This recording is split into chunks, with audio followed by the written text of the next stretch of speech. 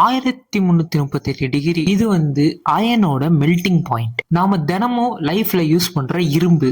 இவ்வளோ டிகிரியில இந்த இரும்பை நம்ம கொதிக்க வச்சோம்னா இது லிக்விடா மாறிடும். எரிமலை தெரியும் நமக்கு. அந்த எரிமலைக்குள்ள லாவா இருக்கும். அந்த லாவாவோட டிகிரியே எவ்வளவு இருக்குன்னு கேள்விப்பட்டீங்கன்னா 700ல இருந்து 1200 தான் இருக்கும். ஸோ இங்க நான் என்ன சொல்ல வரேன்னா, இந்த லாவாவை வச்சு கூட இரும்ப உருக்குறது கஷ்டம். இப்போ 2400 டிகிரியை இமேஜின் பண்ணுங்க. 2400ல எல்லாம் இரும்பு ஈஸியா லிக்விடா மாறிடும். ஏன் சொல்ல போனா காப்பர் லிக்விட் ஆயிரும், டைட்டானியம் லிக்விட் ஆயிரும், ஸ்டீல் கூட லிக்விட் ஆயிரும். இதெல்லாம் நமக்கு தெரிஞ்ச மெட்டல்ஸ். இது எல்லாமே இந்த 2400 டிகிரியில லிக்விடா மாறிடும். ஆனா ஒரு மெட்டல் இருக்கு, அந்த மெட்டலால இந்த டிகிரியில கூட லிக்விட் ஆக முடியாது. இந்த 3400 டிகிரிங்கிறது எவ்வளவு அதிகங்கிறத நம்ம இப்ப பார்ப்போம். நம்ம வீட்ல எல்லாம் இருக்கிற கேஸ் இருக்குல்ல, கேஸ்ல வர்ற டிகிரி அதிகபட்சம் 1900 வரை போகும். ஜெட்டோட இன்ஜின்ல 1500ல இருந்து 1900 டிகிரி வரை நெருப்பு வரும். நிலவுக்கு, மார்ஸுக்குலாம் ஸ்பேஸ் ஷட்டில் அனுப்புறாங்கல்ல, அதுல 3000 டிகிரி வரை நெருப்பு வரும். ஸோ நம்மளுக்கு ஒரு ஸ்பேஸ் ஷட்டில் அனுப்புறது எவ்வளவு பெரிய விஷயம். அந்த ஸ்பேஸ் ஷட்டில் வர நெருப்பை வச்சுதான் இந்த மெட்டலை நம்மளால உருக்க முடியும். அந்த மெட்டல் பேர் என்னன்னு கேட்டீங்கன்னா டங்ஸ்டன் மெட்டல். நம்ம சின்ன வயசுல படிச்ச பீரியாடிக் டேபிள்ல 74வது நம்பரா இருக்கும் இந்த மெட்டல். இந்த மெட்டலோட சிம்பிள் என்னன்னு பாத்தீங்கன்னா W. டங்ஸ்டன்ங்கிறது டீல தானே ஆரம்பிக்குது. அப்புறம் எதுக்கு இந்த மெட்டலுக்கு Wன்னு பேர் வச்சாங்க? இந்த மெட்டலை முதல்ல கண்டுபிடிச்சவர் ஸ்வீடிஷ் சயின்டிஸ்ட். அவங்க தான் இந்த மெட்டலை டங்ஸ்டன் அப்படின்னு பிரிச்சு சொன்னாங்க. ஸ்வீடிஷ் மொழியில அதுக்கு என்ன பேருன்னு கேட்டீங்கன்னா ஹெவி ஸ்டோன், அதாவது ஒரு பாரமான கல்லுன்னு அர்த்தம். அதுக்கப்புறம் ஜெர்மன் சயின்டிஸ்ட் இத உல்ஃப்ராம் அப்படின்னு சொன்னாங்க. ஸோ இந்த டபிள்யூங்கிறது இந்த உல்ஃப்ராம்ல இருந்து தான் வந்துச்சு. இன்னுமே யூரோப்ல பாத்தீங்கன்னா உல்ஃப்ராம்னு தான் இந்த டங்ஸ்டன் அவங்க சொல்லிட்டு இருக்காங்க. நம்ம தான் டங்ஸ்டன்னு சொல்றோம். மெல்டிங் பாயிண்ட் 3422 டிகிரிஸ், அதாவது உலகத்திலேயே இதுக்கு தான் அதிகம். பியூரஸ்ட் மெட்டல்ல, அலாயில கிடையாது, பியூரஸ்ட் மெட்டல்ல. இந்த டங்ஸ்டன் மெட்டல்ங்கிறது ரொம்ப ஹெவியா இருக்கும். எதனால இந்த மெட்டலுக்கு இவ்வளவு ஹை மெல்டிங் பாயிண்ட்? எந்த ஒரு மெட்டீரியலுமே லிக்விட் ஃபார்ம் வர்றதுக்கு என்ன ஆகும்னு தெரியுமா உங்களுக்கு? அந்த மெட்டல் நம்ம ஹீட் பண்ணும்போது அதுல இருக்க ஆட்டம்ஸ்லாம் லூஸா மாறி அதுக்கப்புறம் தான் அது லிக்விட் ஃபார்முக்கு மாறும். அதுக்கு நடுவில் அந்த ஆட்டம்ஸ்க்கு இடையில வைப்ரேஷன் நடக்கும். இந்த டங்ஸ்டன் மெட்டல்ல இருக்க ஆட்டம்ஸ் மட்டும் ஒண்ணுக்கு ஒண்ணு ரொம்ப ஒட்டி இருக்கும்.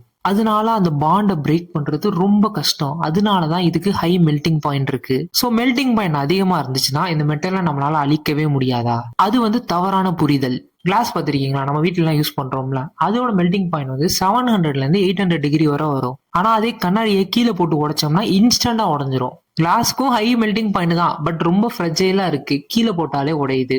ஸோ ஒரு மெட்டீரியல்ங்கிறது டேமேஜ் ஆகுறதுக்கு பல வழி இருக்கு. ஃபர்ஸ்ட் மெல்டிங், அதாவது நம்ம இப்ப பார்த்தது சுட வச்சு அதை லிக்விடா மாத்துறது. அடுத்து சாஃப்டனிங். இப்ப இந்த அயனை நம்ம மெல்ட் பண்ணணும்னு தான் அவசியம் கிடையாது. ஓரளவு ஹீட் பண்ணோனே அந்த அயனை நம்ம ஈஸியா வளைக்க முடியும். ஸோ ஹீட் பண்ணும்போதே அந்த மெட்டலோட ஸ்ட்ரென்த் குறையுதுல, இதுக்கு பேரு தான் சாஃப்டனிங். அடுத்தது கிராக்கிங். சில டெம்பரேச்சர்ல சில மெட்டல்ஸ் கிராக் ஆகுறதுக்கு நிறைய வாய்ப்பு இருக்கு. இது ஆங்கிலத்துல தெர்மல் ஷாக் அப்படின்னு சொல்றாங்க. கோல்டு வாட்டர்ல ஹாட் கிளாஸ் வச்சீங்கன்னா கிராக் ஆகும்ல, கிட்டத்தட்ட அதே மாதிரி தான். அடுத்தது ஆக்சிடேஷன். காத்தோட ஆக்சிஜனோட ரியாக்ட் ஆகி ஒரு மெட்டலே கெட்டு போக வாய்ப்பு இருக்கு. இவ்வளவு ஸ்ட்ராங்கான இந்த டங்ஸ்டன் சொன்ன மெட்டல் இருக்குல்ல, அதுக்கு இதுதான் வீக்னஸ். காத்துல அது எக்ஸ்போஸ் ஆச்சுன்னா ரொம்ப வீக் ஆயிரும். இதுதான் இந்த வீடியோவோட முக்கியமான பார்ட். இப்ப காத்து இருக்கிற இடத்துல டங்ஸ்டனை நீங்க ஹீட் பண்ணீங்கன்னா என்ன ஆகும்? டங்ஸ்டன் மெட்டல் காத்துல உள்ள ஆக்சிஜனோட ரியாக்ட் பண்ண ஆரம்பிச்சிடும். உடனே ஒரு காம்பவுண்டு ஃபார்ம் ஆக ஆரம்பிச்சிடும். அந்த காம்பவுண்ட் பேர் என்னன்னு கேட்டீங்கன்னா WO3. ஆங்கிலத்துல டங்ஸ்டன் ட்ரை ஆக்சைடு அப்படின்னு சொல்றாங்க.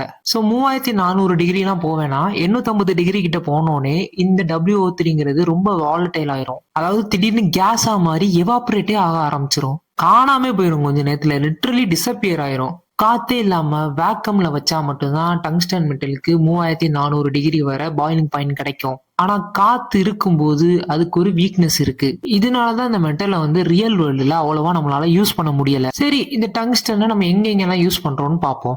லைட் பல்ப் ஃபிலமெண்ட், அதாவது நம்ம வீட்டுல இருக்க குண்டு பல்ப் எல்லாம் பாத்திருக்கீங்களா? அதுல டங்ஸ்டன் இருக்கும். அது ஆயிரக்கணக்கான டிகிரிஸ்ல க்ளோ ஆகிட்டு இருக்கும். ஆனா அந்த பல்புக்குள்ள வேக்கம் இருக்கும். அதனால இந்த டங்ஸ்டன்ங்கிறது வெளியில இருக்க காத்தோட எக்ஸ்போஸ் ஆகாது. டங்ஸ்டன் ஆக்சிடைஸ் ஆகாம ரொம்ப நாள் அந்த பல்புக்குள்ளே நம்மளுக்கு யூஸ்ஃபுல்லா இருக்கும். அடுத்தது எக்ஸ்ரே மிஷின்ஸ். ஹாஸ்பிட்டல்ல எல்லாரும் எக்ஸ்ரே எடுக்கும்போது எங்க ஜெனரேட் ஆகும்? எக்ஸ்ரேங்கிற ப்ராசஸ் நடக்கும்போது ஓவர் ஹீட் ஆகும் அந்த மிஷின்ங்கிறது. அந்த ஹீட் எல்லாத்தையுமே தாங்குறது எதுன்னு பாத்தீங்கன்னா இந்த டங்ஸ்டன் தான். இந்த மாதிரி ஹீட் தாங்குறதுக்காக மட்டுமே இந்த மெட்டல்லாம் அந்த இதுல யூஸ் பண்றாங்க.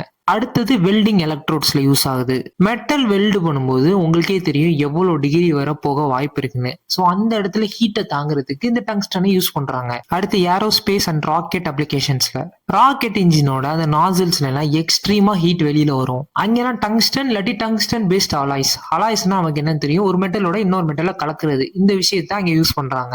பெரும்பாலும் பியூரான டங்ஸ்டன் இங்க யூஸ் பண்றது கிடையாது. டங்ஸ்டனோட அலாய் தான் இங்க யூஸ் பண்றாங்க. டங்ஸ்டன்ங்கிறது ரொம்ப ஹெவியான மெட்டல். அயனை விட 2.5 டைம்ஸ் அதிகமா வெயிட் கூடிய மெட்டல் இது. இவ்வளவு வெயிட்டா இருக்க காரணத்தினாலேயே இதை நிறைய இடத்துல யூஸ் பண்ண முடியாது.